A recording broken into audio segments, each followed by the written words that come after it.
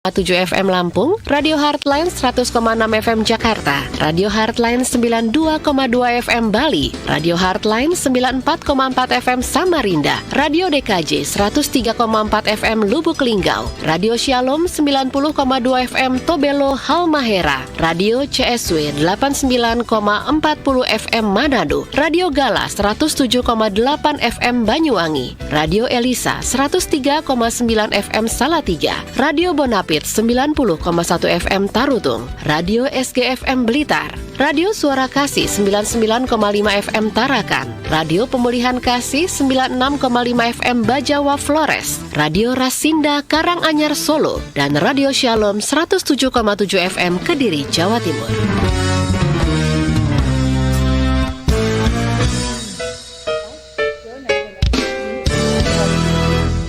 Juga disiarkan serentak oleh Lembaga Penyiar Publik Lokal LPPL Radio, anggota Persatuan Radio TV Publik Daerah seluruh Indonesia yang kita kenal dengan Indonesia Persada.id, meliputi Ramapati, Kota Pasuruan, Jawa Timur, Suara Pasuruan, Jawa Timur, Persada Kabupaten Blitar, Jawa Timur, Mahardika, Kota Blitar, Jawa Timur, Suara Sidoarjo, Jawa Timur. Tangerang Radio Banten, Slawi, Kabupaten Tegal, Jawa Tengah, Gagak Limang, Blora, Jawa Tengah, Sasaraina, Kepulauan Mentawai, Sumatera Barat, Suara Ngawi, Jawa Timur. Dimensi Baru Lampung Selatan Lampung, Gema Bungo, Jambi, Radio Publik Mimika, Papua, Sendawar, Kutai Barat, Kalimantan Timur, Odan, Batubara, Sumatera Utara. Suara Madiun, Jawa Timur, Kanjuruhan, Kabupaten Malang, Jawa Timur, Bintan FM, Kepulauan Riau, Radio Guyub Rukun, Tulung Agung, Jawa Timur, Suara Kampar, Riau. RTFM Temanggung, Jawa Tengah, Suara Banjar, Kalimantan Selatan, Deli Serdang Berseri, Deli Serdang, Sumatera Utara, Abdi Persada, Provinsi Kalimantan Selatan, Praja Akasa, Trenggalek, Jawa Timur. Radio Kota Santri, Kabupaten Pekalongan, Jawa Tengah, Suara Jombang, Jawa Timur, Giri Suara Wonogiri, Jawa Tengah, Langkisau, Pesisir Selatan, Sumatera Barat, Gemaranik, Musi, Banyu Asin, Sumatera Selatan. Suara Kota Mataram, Nusa Tenggara Barat, Puroboyo, Kabupaten Madiun, Jawa Timur, Pesona, Wonosobo, Jawa Tengah, Suara Sampang, Madura, Jawa Timur, Mahardika, Bondowoso, Jawa Timur. Suara Pacitan, Jawa Timur, Suara Bangkalan, Madura, Jawa Timur, Radio Publik Kota Denpasar, Bali, Suara Citra Lamandau, Kalimantan Tengah, Magetan Indah, Jawa Timur. Suara Bono, Pelalawan Riau, Gema Saijaan, Kota Baru, Kalimantan Selatan, Makoswara, Kota Malang, Jawa Timur, Karisma Ratu Samban, Bengkulu Utara, Bengkulu, Singosari, Brebes, Jawa Tengah. Singosari Top Paguyangan Brebes, Jateng, Jawa Tengah, Kartini, Jepara, Jawa Tengah, Irama, Purworejo, Jawa Tengah, Soloknan Indah, Solok, Sumatera Barat, Gema Sudirman, Purbalingga, Jawa Tengah. Sawalunto FM, Sumatera Barat, Magelang FM, Jawa Tengah, In Radio Provinsi Kepulauan Bangka Belitung, Gemilang Indragiri Hilir Riau, Radio Suara Anjuk Ladang, Nganjuk, Jawa Timur. Bercahaya, Cilacap, Jawa Tengah, Purwodadi, Grobogan, Jawa Tengah, Wika, Kabupaten Mojokerto, Jawa Timur, RSPD Ngada, Nusa Tenggara Timur, Suara Tabalong, Kalimantan Selatan. Suara Kota Purbolinggo, Jawa Timur, Radio In Kebumen, Jawa Tengah, Radio Suara Kabupaten Kupang, Nusa Tenggara Timur, Merapi, Boyolali, Jawa Tengah, Citra Lestari, Kabupaten Sukabumi, Jawa Barat. Purbasora, Tasikmalaya, Jawa Barat, Pas FM, Lampung Tengah, Lampung, Radio Kabupaten Ketapang, Kalimantan Barat, RSPD Asahan, Sumatera Utara, Sonata, Kota Bandung, Jawa Barat, Persatuan Radio TV Publik Daerah seluruh Indonesia atau Indonesia Persada.id adalah organisasi yang mewadahi lembaga penyiaran publik lokal, radio dan TV publik milik pemerintah daerah seluruh Indonesia, bertujuan menjaga ketahanan informasi negara di daerah. Indonesia Persada.id untuk menyiarkan baik. Selamat pagi. Selamat pagi, salam Pancasila. Pada pagi hari ini juga bergabung dengan kita RSPD Asahan Sumatera Utara, Sonata Kota Bandung Jawa Barat, Citra Bahari Rembang, Jawa Tengah, Pradia Suara Tuban, Jawa Timur. Wah, senang sekali ya bergabung dengan kita dari Aceh sampai Papua. Selamat pagi semuanya, senang sekali saya Yohana Elizabeth Harjadinata Dan saya bersama. Francisco Lins. Selamat bergabung kembali dalam Nasional ISMI. Dan hari ini, wah seru banget nih, hari ini kita akan membahas mengenai peran keluarga dalam membangun nasionalisme atau Nasional ISMI kalau di sini. Sekali. Ya, kita juga tidak lupa mengucapkan terima kasih ya, Frans, buat Kementerian Dalam Negeri yang senantiasa selalu mendukung kegiatan acara kita dari tahun lalu dan terus sampai berharap terus ya, Frans, ya, panjang ya. Dan juga ada siapa lagi, Frans? Terima kasih juga untuk Yayasan Bentang Merah Putih, Yayasan Pandu Pemimpin Cinta Bangsa, Tandaseru.id, Nasionalisme Radikal atau Nakal, Indonesia Persada.id, Heartline Radio Network, dan juga Karena Bahasa Cinta. Iya, senang sekali ya. Kita bersama-sama dengan kita, tadi temanya sudah disebutkan, tentu ini tidak jauh dari peristiwa yang baru kita saja rayakan. Di tengah pandemi, di tengah keprihatinan kita, tidak hanya Indonesia, tetapi dunia, ternyata di balik semua ini kita tetap ada sukacita karena kontingen dari Indonesia berhasil meraih banyak medali, tidak hanya emas juga tetapi dari berbagai cabang. Nah, kali ini kita kedatangan satu orang spesial. Kalau biasanya nih Frans, yang uniknya kalau yang menang yang diinterview kan, atau pelatihnya yang diinterview ya. Tapi kita lupa sebetulnya di belakang ini juga ada orang-orang yang terlibat di antara mereka nih, Frans. Boleh dikenalin dong, Frans, siapakah dia? Ya, kita kedatangan salah satu tamu spesial nih, istri dari pelatih Eng Hian, pelatih dari ganda putri Indonesia, Gracia Poli, dan juga Apriani Rahayu, yang baru saja mengharumkan nama Indonesia di kancah internasional, meraih medali emas di kancah Olimpiade Tokyo 2020. Ada Kak Lia Bayin.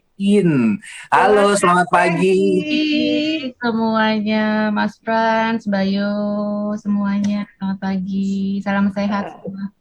Salam sehat selalu. Nah, Kak Frans, sebelum nanya ke kalian nih, aku mau nanya sama Kak Frans dulu. Kak Frans, waktu dengar Indonesia Raya dikumandangkan secara bergema dan didengar seluruh dunia, dan Kak Frans nonton pastinya ya waktu itu, apa sih yang dirasakan Kak Frans? Saya sih mewek sih. Sama. Nah, kita tanya nih, Kalia mewek juga nggak? Dan gimana perasaannya waktu itu? Gimana Kalia? Kalau ditanya itu sampai sekarang tuh kayak mimpi ya, masih kayak mimpi Mbak. Jadi rasa antara percaya nggak percaya ya gitu loh. Terus ya itu sama nangis. Saya pas ngelihat, jujur nggak berani nonton dari awal kan. Karena deg-degan. Saya cuma masuk ke kamar, saya doa aja deh gitu. Terus anak-anak kasih tahu, Mami ini udah unggul. Waduh, saya bilang gitu. Tapi kan kalau unggul udah unggul berapa nih? Saya bilang gitu kan. Unggulnya udah jauh, Mam, katanya gitu. Saya baru bisa lihat, saya baru berani lihat gitu. Pas lihat itu udah nangis aja, udah nggak bisa tahan lagi gitu. Iya, kebayang ya. Rasanya udah campur aduk deh, rasa haru, rasa bahagia, rasa seneng, semua campur-campur. Gitu. Iya. Ternyata yang mewek gak kita doang Kak Frans, yang mewek juga pelaku di belakangnya juga ikutan mewek, dan saya yakin nih yang mewek di seluruh Indonesia. Indonesia benar Mbak, saya terima.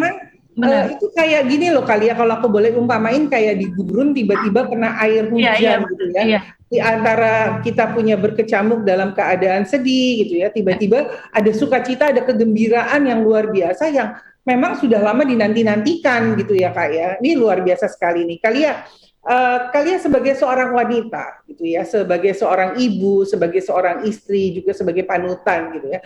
Bagaimana sih kalian melihat perjalanan gitu ya dari seorang suami yang juga kebetulan pelatih yang membawa nama harum, yang kebetulan juga sebetulnya beliau juga ada sebelumnya berkancah di dunia yang sama gitu ya. Nah, ini kan mulainya dari nol nih ngelihatnya, dari zamannya pacaran gitu. Apa sih yang dilihat dari seorang Eng Hian buat kalian gitu?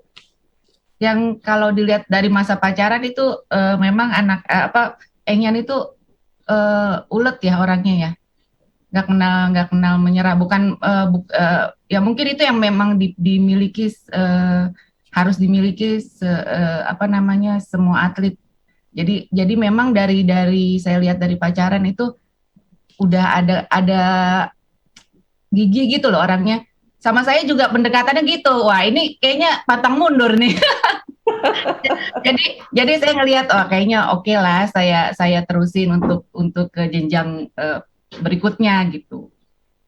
Jadi memang Engyan tipikal orang yang ulet dan nggak kenal sabar dan ulet, sabar dan nggak kenal nyerah ya. Oke, nah ini tiga kalau udah punya mimpi dia harus gitu, harus terwujud. Keren banget ya. Jadi memang ada tiga kata kunci: pantang menyerah, tekun ya. Terus tadi satu lagi ya ulet sama tekun tuh hampir sama sih sebetulnya ya, dan gigi. Oke, Kak Frans, ada yang mau ditanya nggak dari tiga kata kunci ini nih? Iya, dan tiga kata kunci itu juga yang ditularkan kepada anak didiknya ya, Geisha Poli dan juga Apriani Rahayu. Dan penting sekali memang, saya senang banget nih kalau ngomongin soal keluarga, karena kita semua sebagai orang tua gitu, keluarga sebagai salah satu unit terkecil organisasi adalah media untuk transfer nilai paling baik sebenarnya, di samping sekolah dan juga lain-lainnya. Nah, saya pernah ada satu quote itu yang sangat saya suka, adalah terkadang hal yang paling penting, hal terbesar yang paling penting yang pernah kita lakukan bukan apa yang kita lakukan, justru siapa yang kita besarkan. Nah, kalau peran keluarga sendiri menurut Kak Lia dalam pendidikan anak-anak, pengaruh dari Coach Enghian dan Kak Lia sendiri sebagai orang tua dalam mendidikan anak-anak, dalam membangun ketekunan, rasa pantang menyerah, dan juga nasionalisme, itu seperti apa sih? Bagaimana sih Kak Lia menurunkan nilai-nilai itu, mentransfer nilai-nilai itu kepada anak-anak? Silakan Kak. Ya, biasanya sih kalau saya memberikan contoh ke anak-anak kan sudah mulai besar ya, sudah mulai remaja, yang besar juga sudah mulai dewasa gitu.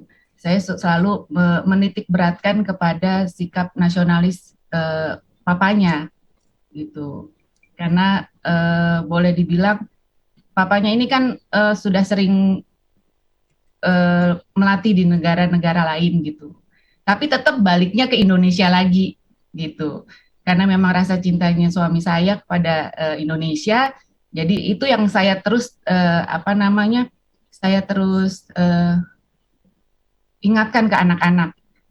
Dimanapun kalian berhasil, tetap harus baliknya ke Indonesia, tetap harus bawa nama Indonesia. Itu yang harus saya tanamkan ke anak-anak. Dan anak-anak juga sekarang sudah mulai mengerti bagaimana orang tuanya gitu, ya terlebih lagi papanya. Kan sekarang ini anak-anak banyak waktu yang kurang ya dengan papanya. Jadi saya harus memberi pengertian ke anak-anak kalau keberadaan papanya di rumah itu memang jarang, tapi ada satu nilai positif yang harus mereka ambil.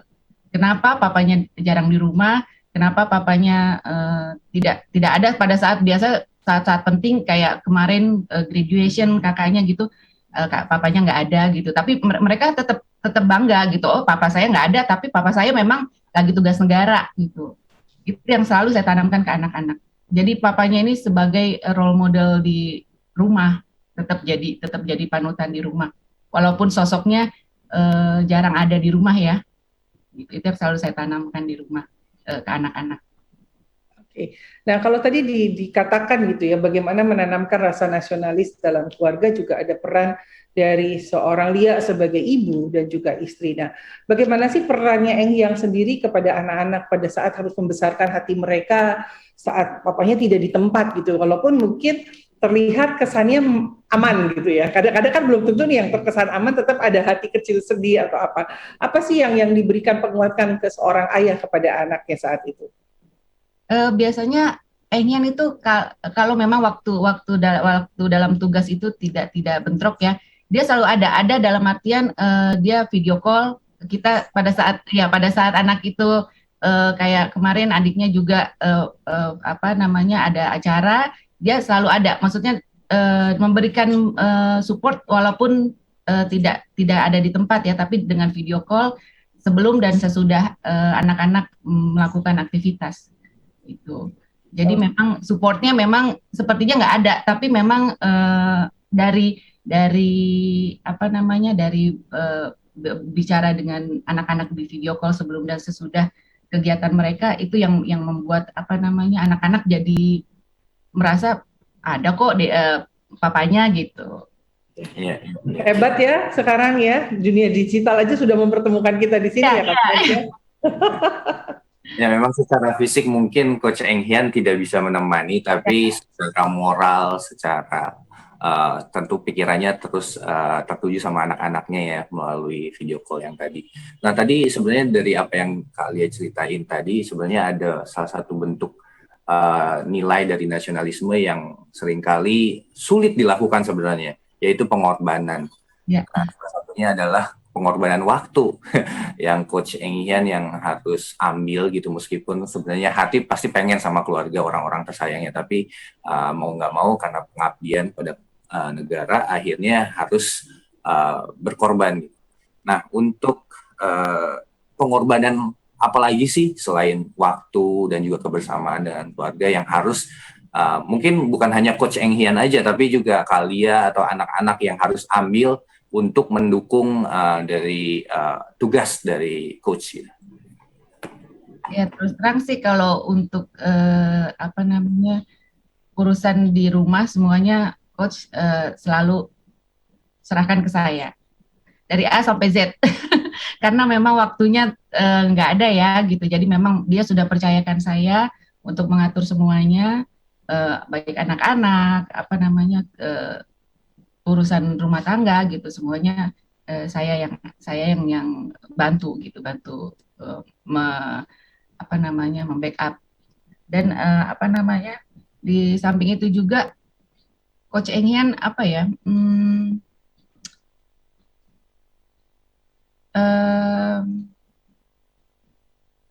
kemarin ini kalau boleh cerita sedikit ya bukan hanya pengorbanan waktu ya kita juga karena masa pandemi ya kalau boleh saya curhat sedikit gitu. Ada rasa deg-degan di saat harus berangkat ke luar negeri di saat pandemi gitu. Dan perjalanan ini ke Tokyo itu kan bukan waktu yang sebentar ya gitu. Yeah.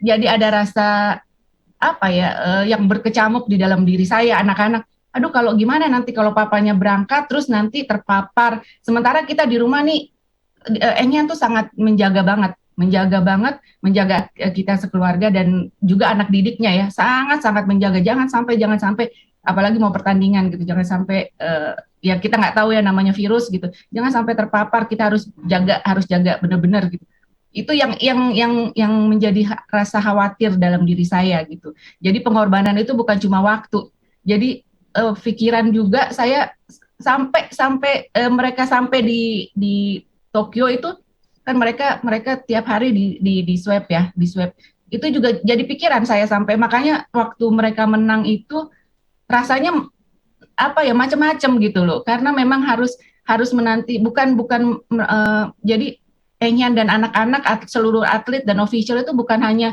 memerangi lawan gitu cuma jadi memerangi juga virus yang kita tidak bisa lihat gitu hari demi hari menunggu ini swabnya jangan sampai positif itu yang jadi apa ya jadi beban pikiran saya juga gitu di rumah bukan cuma pengorbanan harus mengorbankan Eng Hian untuk tugas negara bukan cuma itu aja tapi pikiran juga gitu. Ya kebayang sekali sih memang tidak mudah ya nggak usah jauh-jauh bener kali ya kita keluar rumah aja kepikiran ini lagi ya, betul. dan lakukan perjalanan yang dikatakan dalam tanda kutip umum ya jadi ketemu banyak orang. Dan bagusnya ya puji Tuhan ya semuanya bisa dikuatkan kembali membawa hadiah yang luar biasa dan jujur setuju juga korban pikiran itu lebih letih lebih menarik gitu ya energi menarik semuanya ya Ya, karena dalam keadaan seperti itu gitu loh, apa sih yang membawa kalian bisa kembali menjadi seorang Lia yang tetap harus memberi semangat walaupun ini memang nih tidak mudah ya, bermain peran itu tidak hanya di dunia sinetron ya Kak Frans ya. Bermain peran juga ternyata dilakukan oleh Kalia karena saya yakin banget kalau dia khawatir dan kelihatan otomatis berbawa dampak domino untuk yang lain gitu ya Kalia. Nah, gimana nih caranya mengolah emosinya nih? Ya, ya beruntung lah ya pengalaman pekerjaan. Jadi kita ini ya, jadi kita tahu harus bagaimana menghadapi orang gitu. Jadi apalagi menghadapi Engyan suami saya yang sudah istilahnya bersama saya 18 tahun dan saya juga tahu sedikit banyak dunia pekerjaannya dia gitu. Jadi pada saat kemarin itu ya benar-benar saya harus menjaga dari saya sendiri ya, saya harus menjaga pola pikir saya, kesabaran saya, tutur kata saya gitu itu benar-benar selama kurang lebih 2 bulan kali ya sebelum Olimpiade itu harus saya jaga. Saya nggak boleh sampai Engyan tuh down, terus drop, terus tetap harus pikirannya positif terus. Itu yang saya tanemin terus sampai 1 bulan itu di mereka mengikuti Olimpiade. Sebelumnya kan training dulu, mereka ikut training. Itu saya jaga banget perasaannya dia gitu sampai menuju ke village itu saya jaga banget, bukan apa-apa karena apa yang terjadi dengan Engyan pasti akan berpengaruh ke anak-anak didiknya pasti gitu. Menurut saya itu ya gitu. Jadi itu benar ya, sih. itu yang saya jagain banget gitu ke Engyan gitu. Tuh Kak Frans, aku juga jagain kamu loh Kak Frans. Salah ya? Yeah, thank you. Appreciate it. Tapi tapi sih itu emang keren banget ya, nggak benar, setuju sekali. Memang peperangan kita yang paling besar justru peperangan dalam pikiran ya, dan melihat kalian begitu emosional, terlihat sekali betapa besar pengorbanan, begitu banyak proses yang harus dilalui gitu. Jadi wajar kalau misalnya nggak bisa nonton, tentu pasti jauh lebih daripada saya gitu, yang cuma sebagai penonton gitu ya.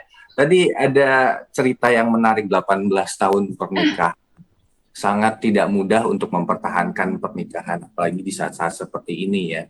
Di saat kita begitu gampang membandingkan keadaan diri kita dengan orang lain melalui sosial media dan lain-lain. Dan mengenai bermain peran tadi menarik sekali Kak Ayu. Kalian kan ini ngurusin urusan rumah tuh A sampai Z karena Coach Engyan tuh udah sibuk dengan tugas negaranya gitu.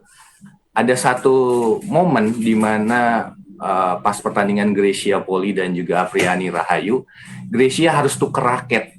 Dia harus keluar lapangan untuk sementara Apriani holding the fort sambil menunggu Grecia Poli. Nah, mungkin ini ilustrasi yang pas juga ya di saat Coach Engyan harus menjalankan tugas negara ke Tokyo atau ke negara lain. Kak Lia yang mempertahankan benteng di rumah gitu. Bagaimana caranya supaya rumah tangga bisa tetap sehat, bisa tetap berjalan dengan baik. Coach Engyan juga nggak khawatir gitu. Nah, ini pasti sesuatu yang nggak gampang Kak. Untuk urusan rumah kan pasti ada hal-hal yang mungkin untuk wanita sulit sekali untuk dilakukan, ganti bohlam atau apa gitu ya. Nah, selama ini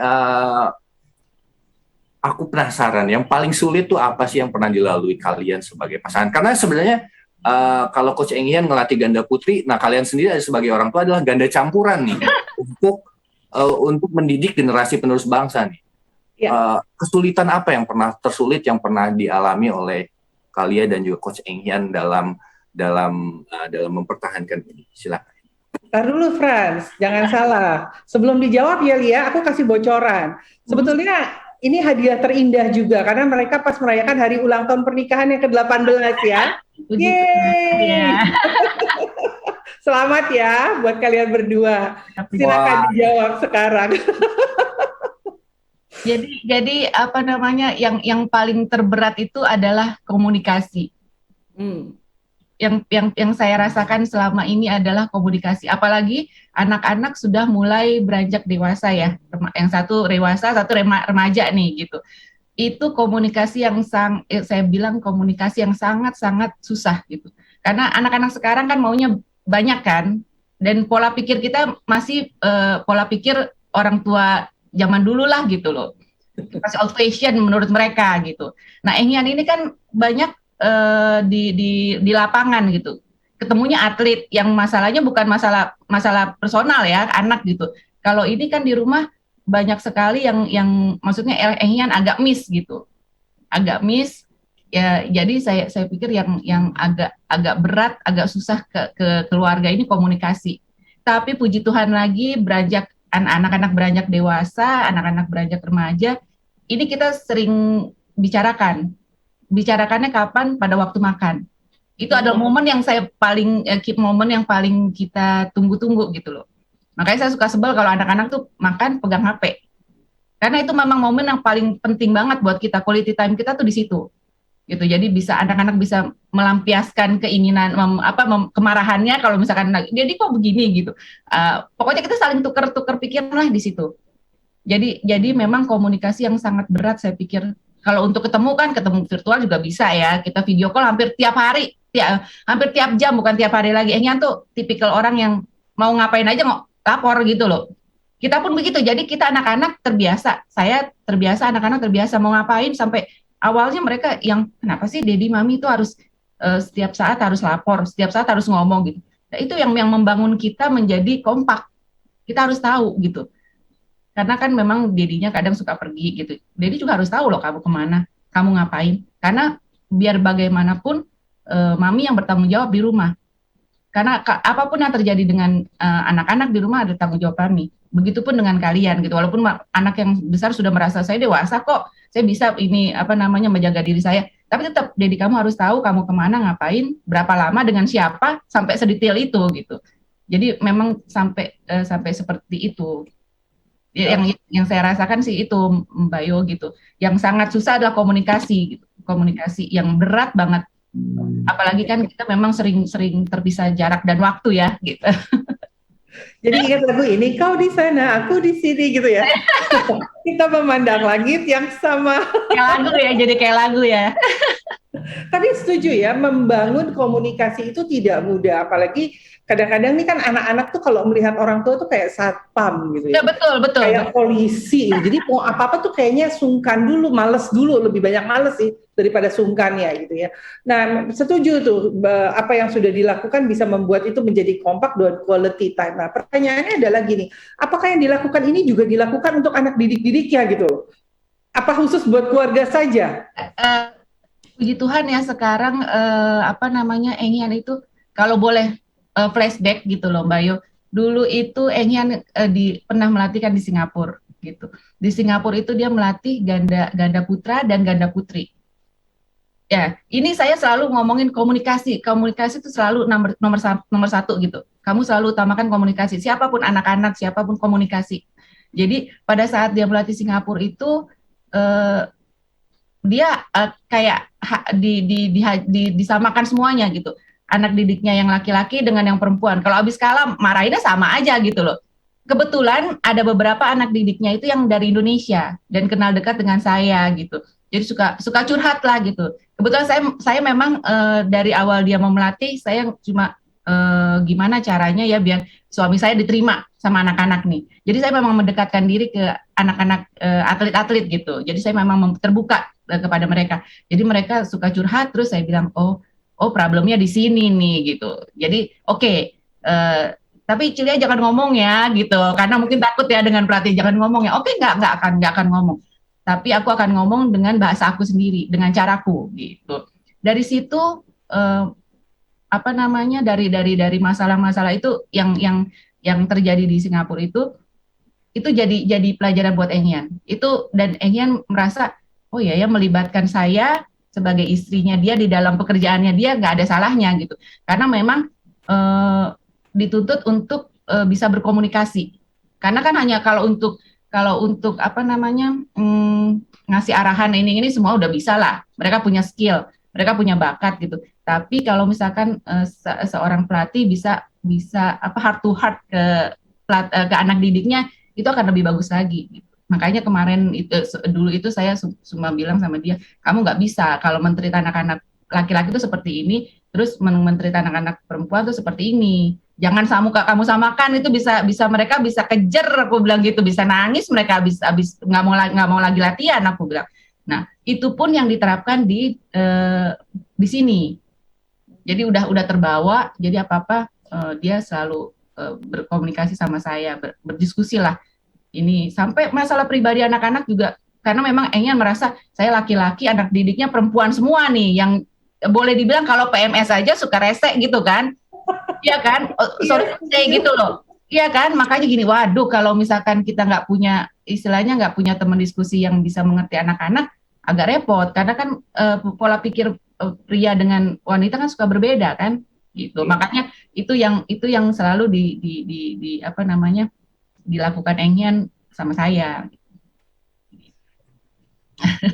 Iya, berarti benar memang ganda campuran berarti. Random sekali ya. Ganda campuran. Tapi kalau ditanya badminton, saya nggak bisa main badminton, Kak Frans. Mainnya main hati lagi, jangan dong. Main hati di sinetron kamu aja, Fran. Tapi seru juga ya ternyata anak didiknya coach bisa curhat sama kalian. Ya, Wah. Karena nggak merasa, aduh coach, ya mungkin nggak enak juga ya, karena ada perbedaan ini ya gender kan. Waduh kalau masalah pribadi, apalagi masalah perempuan gitu diceritakan ke coach kan nggak enak gitu. Tapi berjalannya waktu bukan hanya curhatan masalah di lapangan gitu. Akhirnya masalah yang masalah pribadi juga. Karena memang saya bilang sama coach, apapun yang terjadi sama anak-anak akan terpengaruh di dalam latihan dan lapangan. Saya bilang gitu. Pasti itu akan terpengaruh. Saya bilang apalagi perempuan, saya bilang gitu. Saya perempuan kan, saya ngerti banget gitu loh. Terus Engyan, oh gitu ya. Jadi ya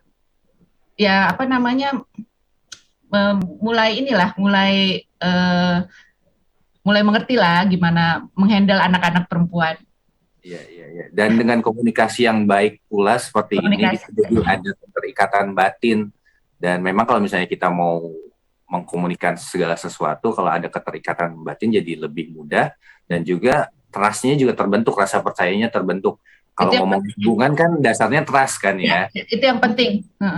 Itu yang penting. Jadi anak-anak didiknya Engyan juga sudah percaya saya, sudah mempercayakan Engyan juga. Jadi tektoknya enak lah ya gitu. Kalau bisa dibilang gitu, tektoknya enak gitu. Ada masalah apa tinggal ngomong, maksudnya terus ada solusi, jangan sampai nanti terbawa kepada teman-teman yang lain dan suasana latihan, apalagi pertandingan ya. Iya. Dan karena komunikasi inilah dan karena rasa percaya, akhirnya kalau dimarahin pun, oh ini dimarahinnya karena dia baik sebenarnya. Nah mungkin ini juga jadi PR buat bangsa Indonesia ya, dengan komunikasi yang lebih baik, dengan rasa percaya yang dibangun terhadap pemerintah yang berusaha yang memberikan yang terbaik juga buat warga negaranya, membuat kita mungkin semakin cepat untuk mengatasi pandemi yang sekarang kita alami seperti saat ini. Kayak vaksin aja. Ini vaksin aja, toh itu buat kebaikan juga, yang baik buat siapa sih, buat warga negara juga itu. Tenang Oke, balik lagi. Keren. Iya, soalnya Kak, makanya kita menarik sekali pembahasan mengenai keluarga dalam membangun nasionalisme. Betul. Karena dari satuan unit terkecil ini kita bisa maju sebagai bangsa juga, karena kalau keluarganya sehat maka kotanya sehat gitu. Kotanya sehat maka provinsinya sehat ya negaranya sehat gitu sih. Oke. Besok saya dukung Frans menjadi salah satu menteri di Republik Indonesia. Saya pengen jadi kepala keluarga yang komunikasinya baik aja Kak. Tadi saya belajar komunikasi. Oke. Tapi memang benar ya Frans yang Frans bilang gitu ya. Kalau kita bisa komunikasi dengan baik, artinya kita akan mempercepat semua kegiatan ini dalam pandemi bisa menjadi lebih cepat terselesaikan gitu. Karena kalau kita lihat nih sebetulnya seringkali komunikasi yang diberikan oleh pemerintah tidak didengar dengan baik oleh masyarakat atau dianggap gampang, diabaikan, akhirnya malah berdampak buruk gitu ya. Kayak sekarang nih, kita kan nggak kepengen ada PPKM sampai diperpanjang terus, tapi kalau dipikir sebetulnya ada peran-peran kita sendiri yang juga terlibat memperlama PPKM tersebut, ya kan Frans? Betul Kak. Nah, balik lagi nih ke Kalia dan juga Coach Engyan nih. Aku pengen tahu sebenarnya anak-anak ini ada keinginan untuk meneruskan profesi bapaknya kah? Jadi pemain bulu tangkis, atau apa yang kalian kan punya 2 anak nih, apa minat dan bakat dari anak-anak tuh? Karena seringkali ada generational gap ya antara orang tua dan anak, dan seringkali juga anak-anak sering memaksakan kehendak cita-citanya orang tua kepada anak-anak nih. Apa yang Lia dan juga Coach Enghian lakukan, silakan. Kalau dari suami sih pinginnya sih ada anak yang ikut gitu, apa namanya, profesi dari papanya. Cuma balik lagi kita selalu memberikan semua keputusan ke anak-anak. Anak-anak itu senangnya di mana? Anak-anak sukanya di mana? Yang kecil itu ada bakat, kata suami saya gitu kan. Cuma memang kalau anak sekarang kan nggak bisa ya kita suruh-suruh terus harus ini gitu. Ya udah suka-suka dia aja gitu. Mau latihan ya latihan gitu. Pada saat mau istirahat ya istirahat gitu. Saya nggak pernah. Sekarang ini lebih ke, karena mungkin dari baca-baca buku, dari pengalaman teman-teman, jangan dipaksa deh anak-anak zaman sekarang, biar mereka aja yang menentukan mereka mau jadi apa, tapi tetap kita support gitu. Jadi kemarin itu sempat kan, Dek jadi atlet badminton gitu, nggak mau gitu kan, sampai saya bukan dimarahin sih, disindir-sindir gitu kan sama ada pengurus gitu. Wah, kebetulan anak saya yang besar tuh tinggi kan, ini punya anak tinggi diumpetin ya gitu, maksudnya modal untuk jadi atlet jadi atlet putri gitu kan. Saya bilang enggak, saya nggak pernah umpet-umpetin, saya bilang gitu. Kalau anaknya mau, ayo gitu kan, jadi karena bapaknya juga kan bisa ngajarin gitu. Tapi memang dari anaknya sendiri nggak mau gitu. Yang kecil pun sama gitu. Senang latihan, dan kalau suami bilang sih ya bisa lah dia main gitu. Cuma balik lagi saya tanya, kamu cita-citanya apa? Malah ditanyain gitu cita-citanya, mereka lebih ke saya. Yang kecil, yang laki-laki pengen jadi pilot, yang perempuan pengen jadi pramugari. Nah itu bingung kan? Nggak ada paksaan sama sekali gitu. Jadi saya bilang sama suami ini, aku nggak pernah ngomong ya, aku nggak pernah nyuruh mereka untuk jadi ini. Mungkin kalau yang kecil karena dulu suka nganterin saya terbang gitu, jadi mungkin suka ngeliat pesawat. Oke juga ya kalau jadi pilot, bawa pesawat gitu mungkin gitu. Tapi saya bilang apapun yang kalian cita-citakan, saya sama suami, papanya sama saya hanya mensupport gitu. Oke, ya menarik sekali ya hari ini, maksudnya pembicaraan tadi tentang keluarga, komunikasi dan segala macam. Tapi di balik ini ada satu yang menggelitik hati saya, Lia, pada saat kamu bilang bagaimana nilai nasionalisme itu tertanam di dalam Coach Enghian dan juga pengaruh dalam keluarga. Ada proses di mana beliau menjadi pelatih di luar Indonesia sana dan kembali ke Indonesia. Momen apa sih yang membuat dia merasa, ya, this is me, saya lahir di Indonesia, berbakti untuk Indonesia. Pasti kan ada momen tertentu yang membuat itu, apakah bisa diceritakan? Pertama itu Enghian itu orang Solo kan, dia sangat mencintai daerah kelahirannya, bangga banget deh pokoknya. Sebagai orang Solo dia bangga banget deh gitu. Jadi pada saat kalau boleh saya ngomong gitu, kita di Singapura itu dapat privilege ya. Jadi kita orang nunggu lama untuk dapat PR aja karena memang Enghian yang diminta. Jadi kita sudah dapat hanya beberapa bulan lah, dalam beberapa bulan. Dan kebetulan waktu berjalan Enghian mengukir prestasi buat Singapura gitu, yang sama sekali belum pernah gitu di Singapura tuh dapatkan di olahraga badminton. Jadi mungkin itu apresiasi dari negara Singapura juga untuk Enghian. Tapi balik lagi, yaitu saking cintanya dia sama Indonesia, dia memang cita-cita dia dari dulu, dia udah melanglang buana ke Inggris, kemana, tetap one day aku harus balik ke Indonesia, aku harus ngelatih, aku harus membuat nama Indonesia besar. Itu cita-citanya dia. Ya, makanya saya selalu support dia apapun, maksudnya dalam masa apapun untuk badminton saya selalu support, karena saya tahu banget sampai dia bikin akademi juga yang dari anak-anak kecil gitu. Saya pengen ada penerus yang jadi atlet tuh banyak gitu loh. Nggak hanya ini aja, banyak potensi di Indonesia gitu. Makanya itu yang harus saya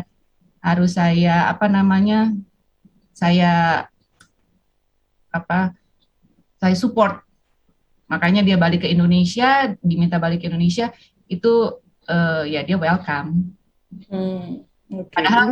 Padahal tawaran di luar juga bagus banget gitu. Cuma saya juga balik lagi, enggak lah ya, karena saya juga cinta Indonesia banget gitu. Baliklah ke Indonesia gitu.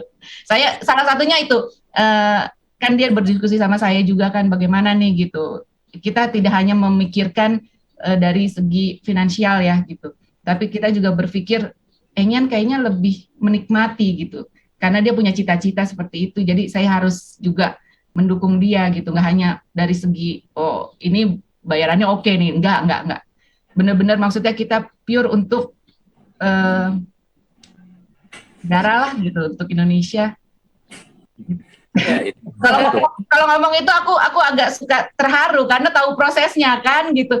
Aduh, gimana dulu Engyan ke negara sebelah gitu, ke mana-mana dibilangnya sebagai pengkhianat bangsa. Padahal, aduh jauh di dalam lubuk hatinya dia cinta banget Indonesia. Iya. Ya, ya.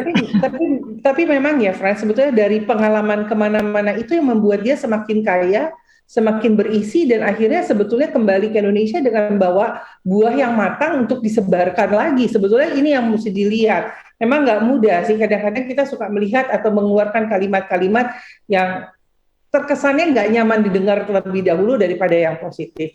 Well, I'm really proud of you, Lia. Semangat, ayo.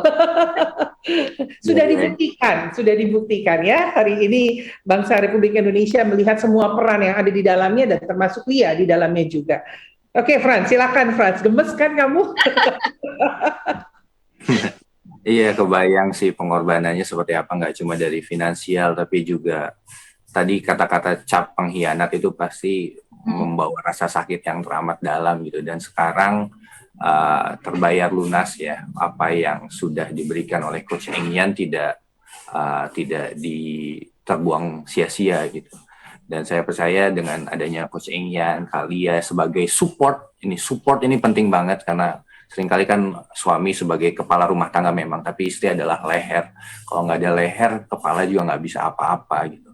Nah, akan begitu banyak generasi yang akan menjadi generasi bintang ya. Indonesia akan terus bersinar, salah satunya oleh kehidupan dari Coach Engyan dan juga Kalia. Saya kemarin lihat di salah satu feed Instagram kalian gitu, bagaimana kalian tetap meluangkan waktu sebagai keluarga, ibadah bareng. Nah, ini juga sila pertama kita juga ketuhanan yang Maha Esa, bagaimana walaupun terpisah jarak dan waktu dengan media internet gitu, tetap meluangkan waktu pasti sangat tidak mudah, tapi komitmen seperti ini yang harus terus dijaga. Nah, anyway, saya tertarik tadi Coach Engyan sempat melalui berbagai tahapan dalam hidup sebagai pemain. Beliau meraih medali perunggu bersama Fandi Limpele pada waktu itu. Captionnya bagus, hanya seorang juara yang bisa melahirkan juara. Bagus banget captionnya Kalia. Terus setelah menjadi pemain, coach jadi pelatih. Kalia dulu pramugari dan sekarang memiliki peran yang berbeda sebagai ibu rumah tangga, yang peran yang justru jauh lebih sulit karena tuntutannya jauh lebih tinggi, 24/7, nggak ada cutinya gitu. Nah, ini berhubungan dengan panggilan menurut saya, calling, tujuan hidup, purpose. Nah, untuk Kalia dan juga Coach Engyan gitu, dalam keluarga, bagaimana sih mengarahkan anak-anak untuk menemukan tujuan, kenapa mereka hidup, kenapa mereka dilahirkan. Kan seringkali orang tidak serta-merta langsung dapetin, oh gue bakal jadi pemain bulu tangkis, oh gue bakal jadi dokter gitu. Seringkali orang nggak langsung dapet itu, ada orang yang harus melalui jadi pramugari dulu seperti Kalia, atau jadi pemain dulu baru jadi pelatih, atau misalnya gagal kuliah dulu baru akhirnya jadi MC atau apa gitu, seperti apa yang saya lalui gitu. Nah, silakan kalian bagaimana mengarahkan, mendidik anak-anak supaya menemukan panggilannya itu, silakan. Ya, pertama-tama sih saya selalu tanamkan ke anak-anak satu, mengimani sesuatu gitu, selalu percaya Tuhan tuh pasti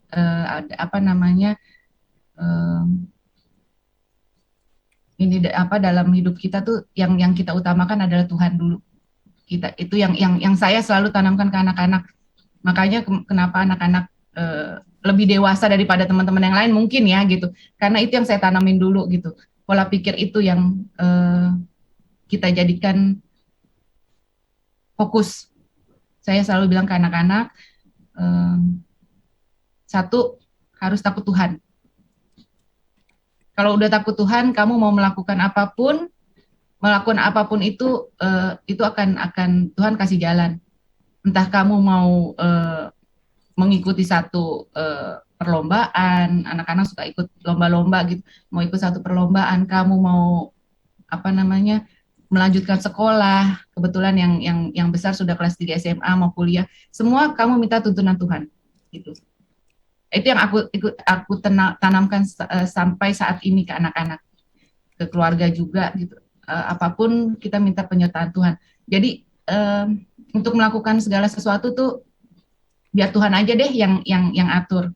Walaupun kita punya keinginan, saya tahu kita punya, manusia pasti punya keinginan, tapi tetap kembali lagi Tuhan yang berkehendak. Kemarin juga kalau boleh saya tambahin dikit, sebelum anak-anak didiknya Ehyan setelah masuk final itu, saya sempat video call kan. Saya nangis karena udah nggak bisa tahan kan gitu. Sampai mereka yang gini, Cici jangan nangis, kita masih punya, karena bertiga kan mereka, kita masih punya tugas satu lagi, emas. Mereka ternyata, waduh kok saya yang melo ya gitu. Sementara mereka semangatnya masih luar biasa gitu. Buat saya, kalian aja yang tidak diunggulkan sudah masuk ke dalam final itu udah satu yang membuat saya tuh nangis-nangis gitu loh. Seluruh Indonesia sudah bangga gitu. Tapi mereka sendiri yang punya semangat. Ci, ini belum selesai katanya, belum selesai, masih ada satu tugas lagi. Itu yang saya bilang sama mereka. Akhirnya saya langsung, oh iya loh, kenapa jadi maminya nih yang melo. Saya bilang ini, oke, tetap semangat. Kalau Tuhan berkehendak, Tuhan izinkan, semua terjadi. Saya bilang gitu. Yang terbaik, saya bilang. Itu pun yang saya lakukan di dalam keluarga terhadap anak-anak. Tetap andalkan Tuhan lah. Gitu dalam melakukan dalam memutuskan segala sesuatu. Iya, terima kasih sekali. Ini benar sekali apa yang dilakukan oleh kalian luar biasa, menjadi contoh di mana pada pagi hari ini nih kita semua didengarkan dari Aceh sampai Papua, apapun agama kita pasti punya Tuhan yang Maha Esa yang selalu mempersiapkan kita, yang selalu memberikan kesempatan kita untuk naik kelas dalam iman tentunya ya.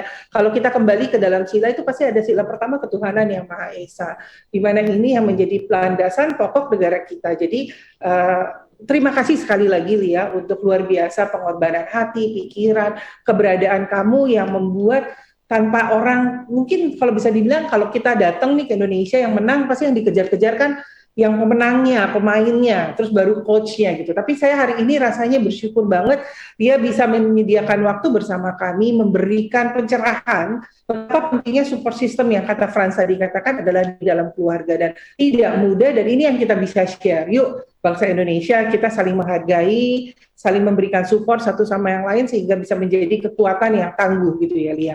Lia, saya menarik juga gini, dari cerita yang Lia sampaikan tadi ya, bagaimana ada rasa rindu, ada rasa kenikmatan pada saat bisa kembali kepada Indonesia dan berbakti dan memberikan hadiah. Ini hadiah yang luar biasa loh buat saya gitu ya. Saya rasa juga buat semuanya, bahkan buat Pak Presiden sendiri langsung saat itu telepon ngomong gitu ya, mungkin sampai saya yakin beliau juga aduh ngomong apa gitu ya, tapi itu saya bilang seperti gurun yang tiba-tiba kena air gitu, jadi kayak ada sedikit lega sesaat, tapi membawa imun tubuh Indonesia jadi kuat gitu ya Lia. Sebetulnya saya coba mengingatkan kembali kepada kita semua, banyak sekali tokoh-tokoh pahlawan kita gitu ya, bahkan seorang presiden pun yang merantau keluar, belajar berilmu, tapi mereka bukan seorang pengkhianat. Mereka kembali ke Indonesia, membangun bangsa Indonesia jauh lebih baik. Dan ini juga berlaku untuk teman-teman kita semua di Indonesia, bagi mahasiswa-mahasiswa. Nggak salah kok, mau kuliah ke luar negeri. Kan dibilang, pergilah ke sana gitu, yang jauh, menimba ilmu sebanyak mungkin, dan pada akhirnya kembali kepada kakimu berpijak dan dilahirkan. Ya, jadi ini semoga kata-kata ini juga boleh menjadi suatu kekuatan baru buat Lia dan Coach Enhan dan semuanya. Karena saya yakin, yaitu tadi seorang presiden pun, contoh Pak B.J. Habibie almarhum, dia sudah melanglang buana kemana-mana, dapat privilege yang kurang apa lagi gitu ya, bisa kembali gitu ya. Jadi setiap orang pernah memiliki yang luar biasa. Nah, pertanyaannya sederhana Lia, agak susah tapi perlu dipikirkan. Kalian ini udah beberapa kali ya ketemu Pak Presiden ya, sementara orang-orang tuh susah gitu loh ya, mau foto aja mesti jegal-jegal ada Pak Ajudan gitu ya. Dan terus lucunya ini nggak tahu kesempatan yang tidak sengaja atau bagaimana, sama-sama kelahirannya dari tempat yang sama gitu ya, dari Solo gitu ya. Ada nggak sih bonding kuat di antara Coach Enhan dengan beliau, dan juga perasaan kamu ketemu beliau berkali-kali itu kayak apa sih? Kayaknya saya perlu ikutan, Dili. jadi tukang make upmu aja deh. Ya itu puji Tuhan ya Mbak, kita bisa dapat privilege itu tuh salah satu yang kayaknya semua warga negara Indonesia yang kepingin banget ya gitu. Kalau saya suka tanya Engyan juga, dia sih ya biasa aja, bukan biasa dalam artian biasa karena bukan sesuatu hal yang biasa, tetapi karena mungkin selama dia menjadi atlet dan pemain itu kan memang setiap kalau ada kejuaraan multi event selalu diundang presiden siapapun gitu. Jadi suka godain saya gitu loh, ya biasa aja karena memang presiden itu bukannya satu sosok yang ditakutkan gitu, karena memang asik kok ketemu presiden gitu. Jadi kamu tuh kayaknya kalau ketemu presiden gimana gitu. Padahal kalau udah ketemu ya santai gitu. Oke gitu, nggak apa-apa gitu, nggak ada apalagi di zaman Pak Jokowi ini ya. Pak Jokowi memang tidak ada pembatas sama sekali, tidak membuat warganya tuh merasa ini yang antara langit dan bumi itu nggak seperti itu kan gitu. Memang Pak Jokowi memang merangkul semuanya gitu. Makanya Engyan bilang ketemu Pak Presiden gitu, saya juga ketemu gitu, satu hal yang memang luar biasa, tapi tidak bisa diungkapkan dengan kata-kata sih kalau hanya bisa dirasakan. Memang luar biasa, tapi karena memang sudah biasa ketemu jadinya ya dinikmati aja deh gitu. Karena memang Pak Presiden sendiri welcome dan memang kan kalau orang Jawa kan ada satu mereka tuh punya apa sih kayak sifat yang tidak orang lain miliki kali ya. Apa sih wong Jawa tuh lebih ke santai apa sih gimana tuh ya kayak gitu deh gitu. Makanya saya bingung mengungkapkannya gitu, cuma bisa dirasain aja deh. Lebih sangat membumi sekali ya. Betul gitu. Jadi ketemunya juga jadi rasanya kayak orang udah kenal lama lah gitu loh. Apalagi sama-sama orang Jawa, pakai bahasa Jawa nih nanti nih. Saya curiga 17 Agustus ketemu mereka pakai bahasa Jawa nih. Iya. Dia dari Solo juga. Enggak, dia orang Betawi Sunda. Tapi sudah terbiasa fasih bahasa Jawa ya? Karena sudah 18 tahun sama Engyan, jadi apa yang Engyan bicarakan saya udah ngerti.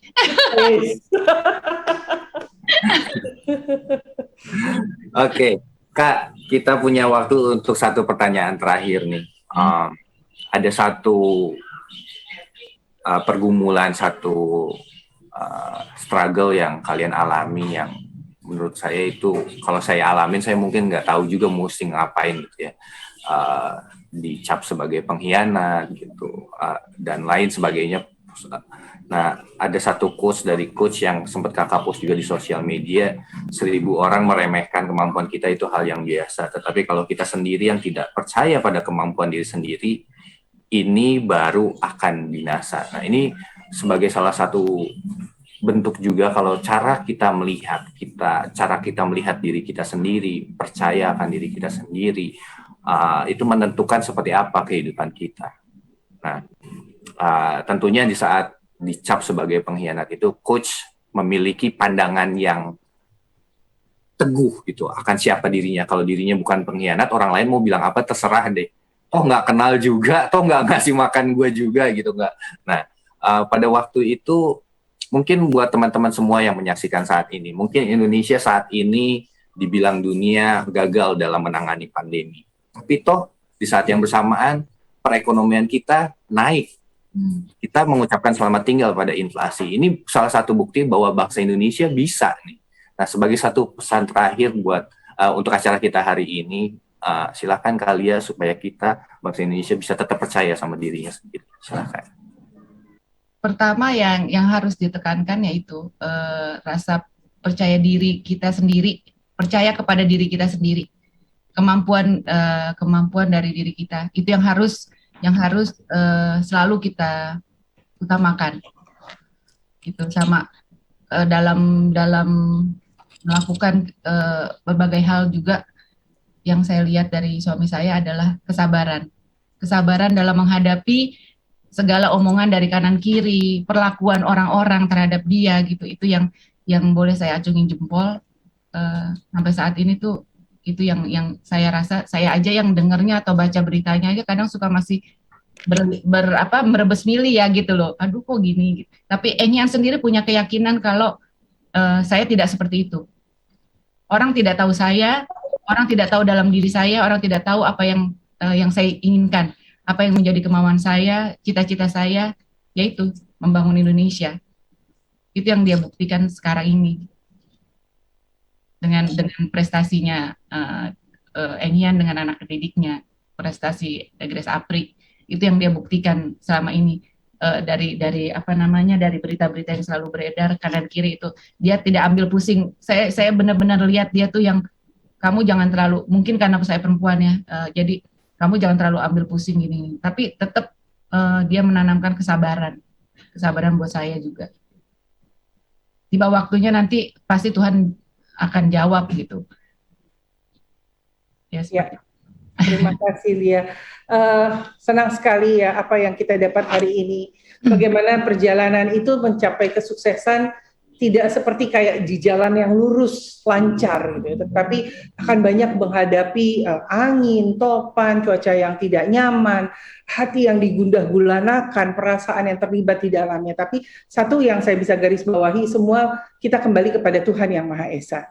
Karena kekuatan yang sesungguhnya ada dari sana. Dan saya setuju dengan Frans, kita bangga dengan bangsa Indonesia, tapi bukan berarti terus kita berhenti, tapi kita harus terus membuktikan bahwa pandemi ini kita juga bisa bersama-sama bergandeng tangan, mematikan mata rantai virus yang tidak terlihat tadi, sehingga kita bisa tidak hanya inflasi saja yang naik gitu ya Frans ya, tetapi juga bisa semuanya menjadi kembali normal yang saya rasa semua sudah rindukan ini gitu ya.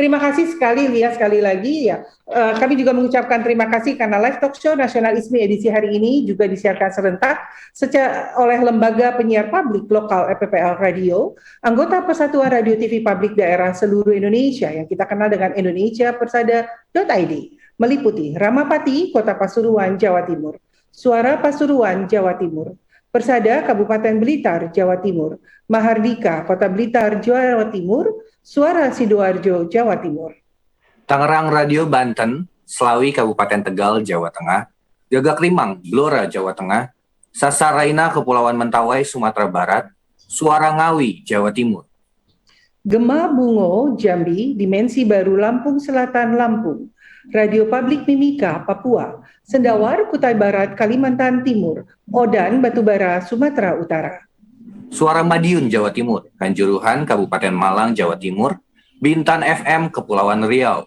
Radio Guyup Rukun, Tulung Agung, Jawa Timur, Suara Kampar, Riau, RTFM, Temanggung, Jawa Tengah, Suara Banjar, Kalimantan Selatan, Deli Serdang Berseri, Deli Serdang, Sumatera Utara, Abdi Persada, Provinsi Kalimantan Selatan, Praja Angkasa, Trenggalek, Jawa Timur, Radio Kota Santri, Kabupaten Pekalongan, Jawa Tengah, Suara Jombang, Jawa Timur, Giri Suara, Wonogiri, Jawa Tengah, Langkisau, Pesisir Selatan, Sumatera Barat, Gemaranik, Musi, Banyuasin, Sumatera Selatan, Suara Kota Mataram, Nusa Tenggara Barat, Puroboyo, Kabupaten Madiun, Jawa Timur, Pesona Wonosobo, Jawa Tengah, Suara Sampang, Madura, Jawa Timur, Mahardika, Bondowoso, Jawa Timur, Suara Pacitan, Jawa Timur, Suara Bangkalan, Madura, Jawa Timur, Radio Publik Kota Denpasar, Bali, Suara Citra, Lamandau, Kalimantan Tengah, Magetan Indah, Jawa Timur, Suara Bono, Pelalawan Riau, Gema Saijaan, Kota Baru, Kalimantan Selatan, Mako Suara, Kota Malang, Jawa Timur, Karisma Ratu Samban, Bengkulu Utara, Bengkulu, Singosari Brebes, Jawa Tengah, Singosari Top, Paguyangan, Brebes, Jawa Tengah, Kartini, Jepara, Jawa Tengah, Irama, Purworejo, Jawa Tengah. Solok Nan Indah, Solok, Sumatera Barat. Gema Sudirman, Purbalingga, Jawa Tengah. Sawalunto FM, Sumatera Barat, Magelang FM, Jawa Tengah, Inradio Provinsi Kepulauan Bangka, Belitung, Gemilang, Indragiri, Hilir, Riau, Radio Suara Anjuk Ladang, Nganjuk, Jawa Timur. Bercahaya, Cilacap, Jawa Tengah. Purwodadi, Grobogan, Jawa Tengah. Wika, Kabupaten Mojokerto, Jawa Timur. RSPD Ngada, Nusa Tenggara Timur. Suara Tabalong, Kalimantan Selatan. Suara Kota Purbolinggo, Jawa Timur. Radio In Kebumen, Jawa Tengah. Radio Suara Kabupaten Kupang, Nusa Tenggara Timur. Merapi, Boyolali, Jawa Tengah. Citra Lestari, Kabupaten Sukabumi, Jawa Barat. Purbasora, Tasikmalaya, Jawa Barat. Pas FM, Lampung Tengah, Lampung. Radio Kabupaten Ketapang, Kalimantan Barat. RSPD Asahan, Sumatera Utara. Sonata, Kota Bandung, Jawa Barat. LPPL di Citra Bahari, Rembang, Jawa Tengah. Radia Suara Tuban, Jawa Timur. Persatuan Radio TV Publik Daerah seluruh Indonesia, indonesiapersada.id, organisasi yang mewadahi lembaga penyiar publik lokal, radio dan TV publik milik pemerintah daerah seluruh Indonesia, bertujuan menjaga ketahanan informasi negara di daerah, indonesiapersada.id, untuk menyiarkan baik. Dan terima kasih juga untuk Kementerian Dalam Negeri, Yayasan Bentang Merah Putih, Yayasan Pandu Pemimpin Cinta Bangsa, Nasionalisme Radikal, Tandaseru.id, indonesiapersada.id, Heartline Radio Network, dan juga Karena Bahasa Cinta yang sudah mendukung Nasional ISMI. Ya, dan akhirnya saya Yohana Elizabeth Harjadinata. Dan saya Frans Nicholas. Terima kasih untuk narasumber kita, Kalia Bait. Terima kasih Kalia. Salam buat Coach Enhan dan teman-teman semua. Sampaikan juga terima kasih buat semuanya ya, atlet-atlet yang sudah bersama-sama mengharumkan nama Indonesia. Ya, selamat juga atas ulang tahun pernikahannya. Semoga pernikahannya selalu diberkati. Amin. Keluarga dalam perlindungan Tuhan, sehat semuanya. Apa yang dikerjakan Tuhan buat berhasil. Amin. Amin, amin, amin. Terima kasih Lia. Akhirnya kita sama-sama mengucapkan salam kita. Salam Pancasila. Ketemu lagi satu kali minggu depan. Sobat Mahardika, demikian tadi baru saja kita ikuti bersama informasi terkini talk show nasional